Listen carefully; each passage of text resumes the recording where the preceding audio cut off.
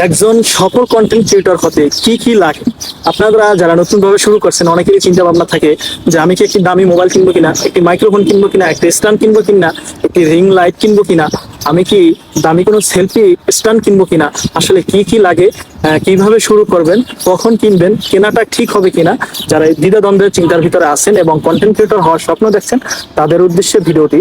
আশা করি আপনারা যাদের সময় আছে মনোযোগ সহকারে দেখবেন, আপনাদের এই চিন্তাগুলো মুক্ত হবেন আশা করি।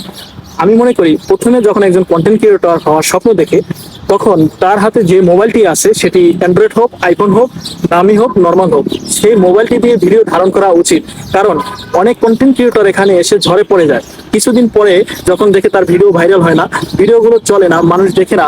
যখন আপনি কন্টেন্টগুলো আপলোড করবেন বিভিন্ন মানুষ আপনার কন্টেন্টগুলো দেখে ইগনোর করবে, আপনাকে সরাসরি অনেক কথা শোনাবে, তখন আপনি ঝরে পড়বেন, মনটা আপনার ভেঙে যাবে। তখন আপনি যে পণ্যগুলো কিনবেন, এই ভিডিও ধারণ করার জন্য যেই সকল পণ্যগুলো কিনবেন, এই সকল পণ্যগুলো আপনি অন্য কোনো কাজে আর ব্যবহার করতে পারবেন না। তো আমি মনে করি হয়তো কিছু টাকা আপনার নষ্ট হবে।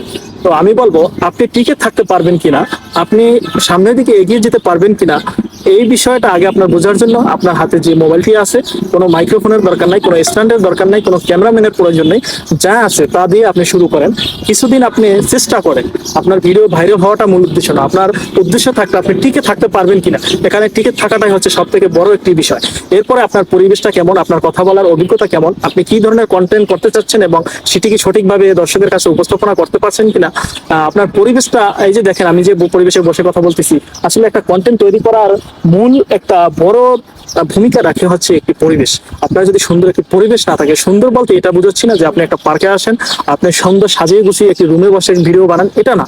যেমন চিল্লা পাল্লা, মানুষের সয় শব্দ, মানুষের সামনে আপনি সুন্দরভাবে আপনার কন্টেন্টটি উপস্থাপনা করতে পারবেন না। তো নিরিবিলি একটা পরিবেশেরও প্রয়োজন পড়ে। তবে আমি মনে করি সবকিছুর মিলিয়ে সর্বশেষ কথা হচ্ছে আপনি টিকে থাকতে পারবেন কিনা, আপনি মানুষের কথা শুনতে পারবেন কিনা, এটি হচ্ছে সব থেকে বড় একটি বিষয়।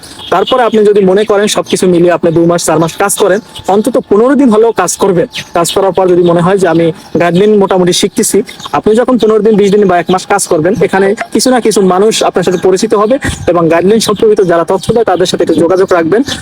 আমার কাছে মনে হয় এই লাইনে সফল হওয়ার জন্য সব থেকে বড় একটি ভূমিকা রাখে আপনি সফল ব্যক্তিদের সাথে পরিচিতি লাভ করা।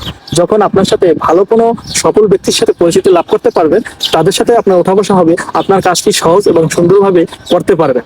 কারণ আপনার যখন একটা স্টার সেটআপ, সর্বপ্রথম স্টার সেটআপ আছে, কখনো কোনো সেটআপ চলে আসে, তখন আপনি হাই হুতাশ করবেন, কি করবেন, কার কাছে যাবেন, অনেকে টাকা চাবে 3000, 5000, 2000, যাই হোক। আপনি কিন্তু ওই সেটআপটা করে ওখান থেকে ইনকাম করতে পারবেন, এটা খুব কম যারা নতুন ভাবে শুরু করছে। তো আপনি যদি তখনই 3000, 5000 টাকা দিয়ে একটা সেটআপ করেন, সেটা আবার রিভিউতে চলে যায়, সেখান থেকে আপনি যদি আর্নিং না করতে পারেন, পরবর্তীতে আর শুরু করতে মন চাবে না, আপনার মনটা তখনই ভেঙে যাবে।